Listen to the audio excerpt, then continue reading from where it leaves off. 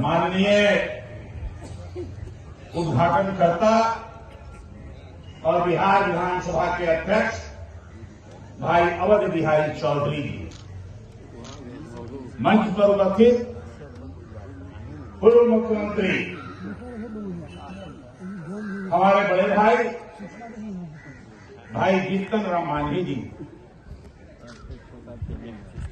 भाई रामचंद्र पूर्वे जी जो अभी वर्तमान में विधान परिषद के उप सभापति हैं, जयलाल आर्या साहब, राजेंद्र जी, अशोक गुप्ता जी, देवेंद्र रजक जी और सम्मानित कैथल साहब जिनके आमंत्रण पर हम सब लोग यहां इकट्ठा हो गए हैं।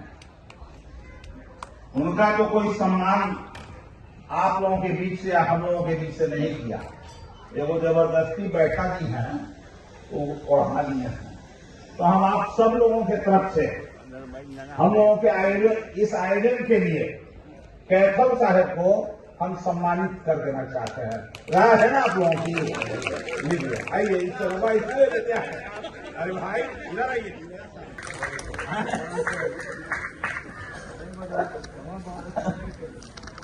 आदरणीय मंच के बाहर भी बहुत सारे लोग हैं, नाम लेना संभव नहीं है, लेकिन कुछ नाम लिए हुए भी बिना नहीं रह सकते हैं। शिवशंकर जी हैं, रिटायर्ड एसपी, हम तो सोचे कि इधर भेंट नहीं हो रही है। उधर बगल में रामचंद्र राम जी हैं, दशंत्री जी हैं और विनोद जी आए हैं और अर्चना दीदी हैं। एक जमाने में भी देखा, उनको भी देखना, सब लोगों को देखा। एक जमाने की बात है, तो कोई भी बोलने के बाद, कोई भी कुछ बात में आप लोगों के बीच बोलूं, उसके पहले 2 नारा लगा लिया जाए।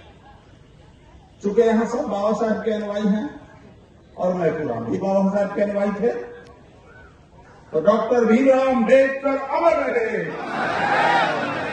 डॉक्टर भीमराव अम्बेडकर अमर रहे, मैं खुराम अमर रहे,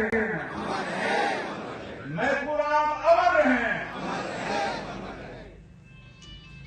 जितना कुछ बोले सबका समर्थन करते हुए, और हमारे साथी अरुण कुमार गुप्ता जी ने जो कहा, हम आपको धन्यवाद देते हैं अरुण कुमार गुप्ता जी। और धन्यवाद इसलिए नहीं देते हैं, धन्यवाद इसलिए देते हैं कि आप विचार और कर्म दोनों में बराबर हैं और उसी स्तर से चलते हैं, इसलिए आपको धन्यवाद देते हैं। साथियों, हम कुछ बोलने के लिए आपके बीच में नहीं आए हैं, हम केवल ये बताने आए हैं आपके बीच में, जैसे अरुण कुमार गुप्ता जी ने कहा, भाषण और कर्म, जैसे हमारे साथी रामचंद्र पूर्वे जी कहें कि 78 वर्ष में हम जरा अपना कर्म पर भी आ गए विचार को लेके, तो हम अब कहेंगे कि बात आपने सही कहा। कानून जब विधानसभा में और लोकसभा में बनता है तो उसको विधेयक कहते हैं।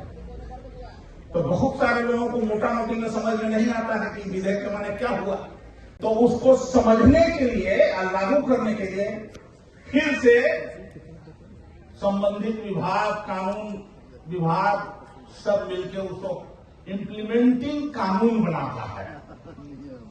नियम हम थोड़ा सा ठेठ भाषा में बोल दे रहे हैं समझने के लिए, तो वो नियम बनती है। तो अम्बेडकर साहब का जो नियम है, अगर वो नियम नहीं बना होता तो महबूब नहीं पहुंचे होते इस स्तर पर। अम्बेडकर साहब के नियम ने महबूब को, कैथल साहब को और मेरे जैसा आदमी को और आप जैसे जो पैंट शर्ट पहन के आप सब पदाधिकारी लोग बैठे हैं, इन सब लोगों को और किसी ने बनाया है जिसका नाम है डॉक्टर भीमराव अम्बेडकर। लेकिन ठीक ही कहा, नाम लेना और करना दोनों में बड़ा फर्क है, बहुत फर्क है, आकाश और जमीन का फर्क है।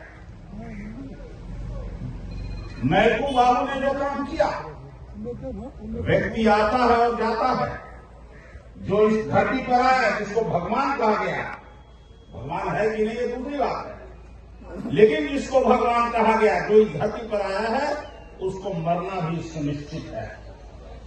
लेकिन याद उसी की जाती है जो अपने किए हुए कामों को छोड़ जाता है करके, उसी को प्रणाम किया जाता है, उसी को याद किया जाता है, उसी को बैरकार किया जाता है। आज मैकू बाबू अब हमारे बीच में नहीं है, लेकिन उनके जन्म तिथि के अवसर पर हम सब लोग इकट्ठा हैं। हमको भी याद है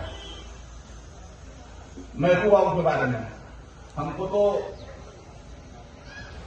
हम उनके सामने बच्चा थे, एमएलए जरूर हो गए थे, लेकिन उनको गार्जियन मानते थे, इसलिए मैं अपने आप को बच्चा ही मानता। और उसके पहले तो मैं सोशल लाइफ में था, सामाजिक जीवन में था, तो जिस मुसहर की बात कहे हम तो उसी के साथ रहते थे। अभी जो कहे पूर्वे जी आदरणीय जीतराम मांझी जी हैं यहाँ उपस्थित, जब राजस्व मंत्री हुआ करते थे, राज्य मंत्री, तो कई कार्यक्रमों के बारे में इनको कहा कि हम कहते थे कि जरा चलना मुसहरटोलिया में, और सबसे पहली बार बिहार में सबरी मेला का आयोजन किया था, जिसमें गवर्नर साहब को ले जाना था, जो कोई नहीं किया था, जीतराम मांझी ने नदी के किनारे ये जाने का काम किया था। मैं इनको धन्यवाद देता हूँ।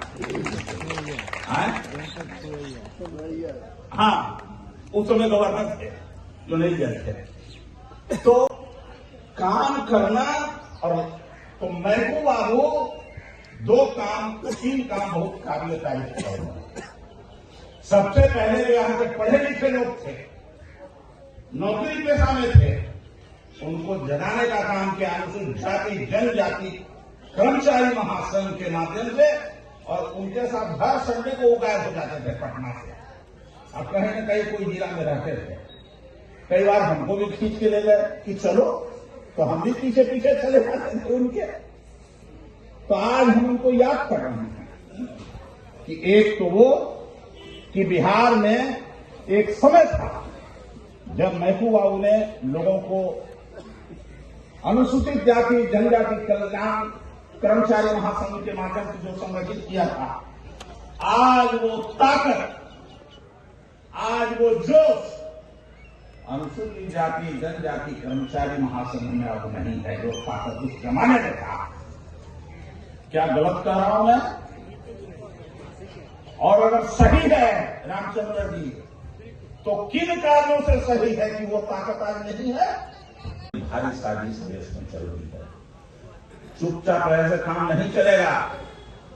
नौकरी करते करते इस काम को भी आपको करना होगा, नहीं तो आपके साथ आपका आने वाला पीढ़ी आपको कभी माफ नहीं करेगा, कभी माफ नहीं करेगा। जिस तरह से जुल्म और अत्याचार बढ़ रहे हैं, जुल्म और अत्याचार केवल रेप नहीं है, केवल लाठी डंडा से पिटाई नहीं है, आज कलम की पिटाई हो रही है। उस कलम की पिटाई से बचिएगा तभी कुर्सी पर बैठने के लायक रहेगा, नहीं तो नहीं रहिएगा। और धीरे धीरे करके आपके आरक्षण को भी समाप्त कर दिया गया, पूरा आरक्षण समाप्त हो गया है। स्कॉलरशिप नहीं मिल रहा है लड़कों को, जितना लोग बैठा था, अगर स्कॉलरशिप नहीं मिलता तो इसमें सब पढ़ते क्या? 10% लोगों की क्षमता होगी, 5% लोगों की पढ़ लिए होते। हम लोग जैसा तो अगर आदमी को स्कॉलरशिप नहीं मिलता तो हम नहीं पढ़ रहे होते, लेकिन आज स्कॉलरशिप समाप्त हो गई है, स्कॉलरशिप नहीं मिल रही है। 10वां के बाद ऊपर में क्या मिल रहा है? जो टेक्निकली संस्थान है, तकनीकी संस्थान है, पहली बार अब उसको समाप्त कर दिया गया। 1990 में डॉक्टर लोग हुए तो याद करिएगा, कनौजिया साहब को याद है, जिसका मैं एनालिसिस कर रहा हूं, माफ कीजिएगा आपको खराब लगे तो। आज का अनुसूचित जाति जनजाति कर्मचारी महासंघ आप कुनवा में बढ़ गए हैं, आप छोटी पॉकेट में चले गए हैं, लेकिन मैकूराम ने इसको एक व्यापक आधार दिया था और सभी अनुसूचित जाति जनजाति के लोगों को और इकट्ठा करने का काम किया था। श्री शंकरराव भी यहाँ हैं। ये मैकूराम में ताकत थी जो उन्होंने किया था और बड़ा दिलेरी से नौकरी में थे, लेकिन नौकरी का उन्होंने परवाह नहीं किया और अनुसूचित जाति जनजाति के लोगों की आवाज को उन्होंने बुलंद करने का काम किया उस जमाने में। और यही कारण है, एक घटना में कहना चाहूंगा केवल कि जब लालू मैकूराम जी को कभी सचिवालय में बढ़िया पोस्टिंग नहीं मिला, जब तक सेवा में रहे तब तक कभी नहीं मिली, ये सरकार की देन थी। जब लालू जी मुख्यमंत्री बने 1990 में, तो लालू जी के समय में ही और शरद यादव के प्रयास से मंडल कमीशन लागू हुआ। तो मंडल कमीशन जब लागू हुआ तो उस समय मैकूराम जी की विद्युत विभाग में आईजी थे, विद्युत बोर्ड, हाँ आईजी थे। और उसी समय मंडल कमीशन जब लागू हुआ तो लोग बिहार में पूरा रेल जलाने का काम आरक्षण विरोधियों ने शुरू कर दिया। तो लालू जी इनको बुला के सबसे पहले जब ये शुरू हुआ रेल जलना है सब, इनको कहें कि अब आप रेल आईजी बनिए, इनको रेल आईजी बनाए। तो जिस दिन वो रेल आईजी के रूप में ज्वाइन किया, इन्होंने यहाँ के अखबार वालों को बुला के कहा कि अब आज से या तो रेल चलेगी और नहीं तो गोली चलेगी। ये था मैकूराम की ताकत। और नतीजा हुआ कि उस दिन से आरक्षण विरोधी लोग खरवस गए और रेल पर हमला करना बंद कर दिया। ये थी मैकूराम की आवाज में ताकत, लोग जानता था। और भी कई घटनाएं हैं ऐसे। आज हमने बुलाया था विजय वर्मा जी को, लेकिन आज विजय वर्मा जी पूर्व जो एमएलसी है वो आए नहीं। कर्पूरी जी जो मैकूरा वो कहे विजय वर्मा जी को उठा के ले आए, थाना से मंगवा लीजिए। कर्पूरी जी के हाल कर हम उनको कहे थे कि भाई आपको अपने ही बात करना चाहिए चल के वहां मंच से कहिए, लेकिन आज संजोग से विजय वर्मा जी नहीं आएंगे, लंबी हो जाएगी, इसलिए मैं उसमें नहीं जाना चाहता हूं। हम एक बात केवल कहना चाहते हैं और इसके साथ मैकूराम जी अंत में जो देश में अम्बेडकर साहब किए थे एक बार 1956 में, उस काम को मैकूराम ने किया। और वो काम क्या था? उस काम के लिए राजेंद्र गौतम को दिल्ली में मंत्री थे तो केजरीवाल ने हटा दिया, मंत्री पद से रिजाइन करवा दिया। और मैकूराम जी 25,000 लोगों को लेकर के पटना के गांधी मैदान में बुद्ध धर्म को स्वीकार करने का काम किया था, ताकत से, कलेरे के ताकत से। आज जितने लोग यहां बैठे हैं उनके अनुयायी कहते हैं, कितने लोग कलेजा में ताकत रखते हैं कि हम बुद्ध धर्म को स्वीकार करते हैं और हिंदू धर्म की जो गलत नीतियां हैं उसका विरोध करते हैं और उसको संकल्प लेते हैं। ऐसे लोगों की संख्या बहुत कम है। कितने लोग हैं बताइए? हाथ नहीं उठेगा, हाथ में दर्द हो जाएगा। अभी भी बहुत लोग यहाँ हाथ में दर्द है। आपको पढ़े लिखे लोगों के दर्द हो रहा है, जानते हैं ना? कनौजिया साहब दर्द हुआ है? अरे आपको नहीं, बाकी लोग को दर्द होता है। हम तो आपको जान ही रहे हैं क्यों ही दर्द होता है। उसका 4-5 कारण है। पगहापन है, ये कीजिएगा पगहा, हाथ वाला टीकी रखने कीजिएगा, एंटीना। अरे बिना एंटीना के रखने नहीं कीजिए। उसका 4-5 कारण है। पगहापन है, ये कीजिएगा पगहा, हाथ वाला टीकी रखने कीजिएगा, एंटीना। अरे बिना एंटीना के रखने नहीं कीजिएगा। और वकालत में तैयारी दलित के पैर छूटे हैं, मंदिर में आपको घुसी नहीं देगा। जब राष्ट्रपति के नहीं घुसने दिया पूरी का मंदिर में, तो आप कौन खेलते नहीं? अब कई लोग कह रहे हम वही हुआ। अरे कहने लगा हम बुद्धिस्ट हैं। अरे इज्जत पड़ जाएगा दुनिया में आपका।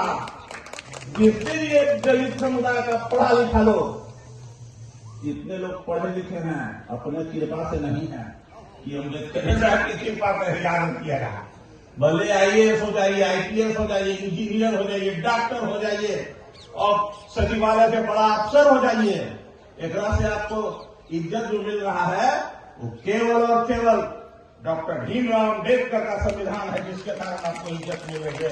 नहीं तो अगर वो आरक्षण नहीं रहता तो उदय नारायण चौधरी को भी मुख्य अध्यक्ष बन सकते थे क्या?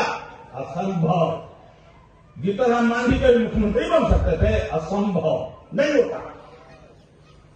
लेकिन ये ताकत वो ऐसा असंभव।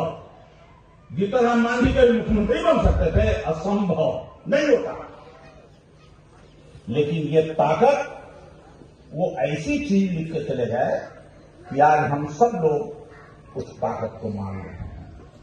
मानते हैं जरूर, लेकिन उतारते नहीं है। थोड़ा सा धड़कन रहता है पैदा हमारे मन में, दिल में। तो ये धड़कन को छोड़िए। मैपुर राम ने जो संकल्प लिया था बुद्धिज्म को स्वीकार करते हुए, उसको अपने दिल में, अपने घर में, अपने परिवार में, अपनी बेटी के साथ, अपने पुत्रों के साथ, अपने दामाद के साथ, सबके साथ इसको उतारने का काम कीजिए। तभी आप मैपुर राम के सच्चे अनुयायी होंगे, अन्यथा आप नकली अनुयायी होंगे।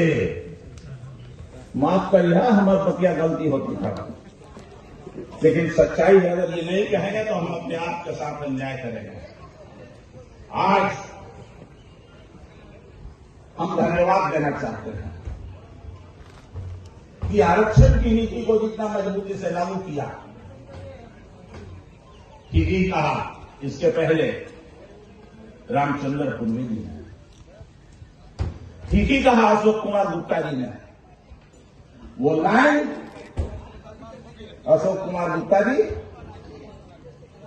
आपकी पार्टी रामचंद्र पुन्नी जी है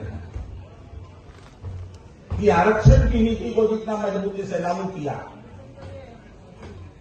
ठीक ही कहा इसके पहले रामचंद्र पुन्नी जी ने, ठीक ही कहा अशोक कुमार गुप्ता जी ने। वो लाइन अशोक कुमार गुप्ता जी, आपकी पार्टी रामचंद्र पुन्नी जी की पार्टी जो उस लाइन को मजबूत कर रही है। आज बहुत सारे लोग कह रहे हैं, संविधान के विरोध में बात कर रहे हैं, और सबसे ज्यादा हमला कहां हो रहा है? आपके ऊपर हमला हो रहा है। संविधान विरोध होगा, संविधान की धाराओं को कमजोर कीजिएगा। जिस दिन सेकुलरिज्म खत्म होगा, वो दिन आप पैर छूने वाला, पखाना साफ करने वाले ही रह जाएंगे हम लोग केवल। क्या कहा? एक बार संविधान सभा की बैठक में हिस्सा लेने के लिए, भाग लेने के लिए, सदस्य बनने के लिए एक मुस्लिम जो आज बांग्लादेश में चला गया, उसने खाली किया था सीट को, और तब डॉक्टर भीमराव अम्बेडकर वहां से जीत करके आए थे। मैपुर राम को आईपीएस बनने के लिए पढ़ने का शायद छात्रावास से मौका नहीं मिलता, तो एक मुसलमानों के छात्रावास से मिला है स्थान, तब वो आईपीएस बने, डीजी बने, तब अनुसूचित जाति जनजाति कल्याण महा स्कॉलरशिप नहीं मिल रहा है लड़कों को। जितना लोग बैठा था, अगर स्कॉलरशिप नहीं मिलता तो इसमें सब पढ़ते क्या? 10% लोगों की क्षमता होगी, 5% लोगों की पढ़ लिए होते। हम लोग जैसा तो आदमी को स्कॉलरशिप नहीं मिलता तो हम नहीं पढ़ रहे होते। लेकिन आज स्कॉलरशिप समाप्त हो गई है, स्कॉलरशिप नहीं मिल रही है। 10वां के बाद ऊपर में कहां मिल रहा है? जो टेक्निकली संस्थान है, तकनीकी संस्थान है, पहली बार अब उसको समाप्त कर दिया गया। 1990 में डॉक्टर लोग हुए तो याद करिएगा, कनौजिया साहब को याद होगा, हम जानते हैं, ताकि डॉक्टर में से पहली बार पीजी में आरक्षण किसने दिया? पहली बार लालू जी जब मुख्यमंत्री बने थे, तब आरक्षण मिला, और तब विभाग के सभी विभागों में और सब जगह पर एचओडी भी बनने लगे, आप प्रिंसिपल बनने लगे। उसके पहले कोई स्थान था क्या? सब लोग पढ़े लिखे लोग हैं, अगर मैं गलत कर रहा हूं तो बोल दीजिएगा, हम तो भाग लेंगे। अब वो आरक्षण समाप्त कर दी गई। सभी क्षेत्रों के आरक्षण समाप्त हो गए। आज के तारीख में जो पहले हमारे और आपको जो ताकि मिनिमम इतना मार्क्स रहेगा तो एडमिशन हो जाएगा, 10% आपका मार्क्स घटा दिया जाता था तो सारे लोगों का एडमिशन हो जाता था। आजकल आपका मैक्सिमम रहता है और आरक्षण विरोधियों का मिनिमम रहता है, तब भी उनका नियुक्ति हो रहा है, एडमिशन हो रहा है। याद रखिएगा। आप ही लोग बताइएगा गलत कह रहे हैं तो सही अगर है तो मैकूराम जी को याद करते हुए आज के तारीख में खाली फूल वाला चढ़ा के भूला मत जाइए। इनके किए हुए कार्यों को याद रखिए, संविधान को जिंदा रखने के लिए, रूढ़िवाद से मुक्ति लेने के लिए और अंधविश्वास से मुक्ति लेने के लिए, जिस अंधविश्वास और रूढ़िवाद को समाप्त करने के लिए, समाज में समानता का दर्जा दिलाने के लिए इन्होंने बौद्ध धर्म को स्वीकार किया था कि पूरे दुनिया में आपको सम्मान मिलेगा। तो कम से कम अम्बेडकर साहब को अपने घर तक तो पहुंचाइए, बुद्ध को अपने घर तक तो पहुंचाइए, अपने दिल में तो उतारने का काम कीजिए। यही मेरा आप सब लोगों से निवेदन है। हम इतना ज्यादा और कुछ नहीं कहेंगे, बहुत कुछ और कहने को है, लेकिन हमारे दो विद्वान और हैं, हमारे अध्यक्ष साथी भाई अवध बिहारी चौधरी जी और माननीय पूर्व मुख्यमंत्री जी, इनका भी एक अपना लंबा अनुभव है, लंबा राजनीति है। हम इनको भी सुनेंगे और जो संभव हो अपने जीवन में उतारने का काम करेंगे। इतना ही के साथ आप सबके प्रति आभार व्यक्त करते हुए, कैथल साहब के प्रति आभार व्यक्त करते हुए कि आपने हम सब लोगों को बुलाया, एक कार्यक्रम का आयोजन किया। हम लोगों को जितना सहयोग करना था उतना आपको सहयोग नहीं कर पाए, इसके लिए माफी चाहता हूँ। तो इतना ही के साथ अपनी बात को समाप्त करता हूँ। अंत में एक बार फिर से नारा है, मैकूराम अमर रहे, मैकूराम अमर रहे, मैकूराम अमर रहे। बहुत बहुत धन्यवाद।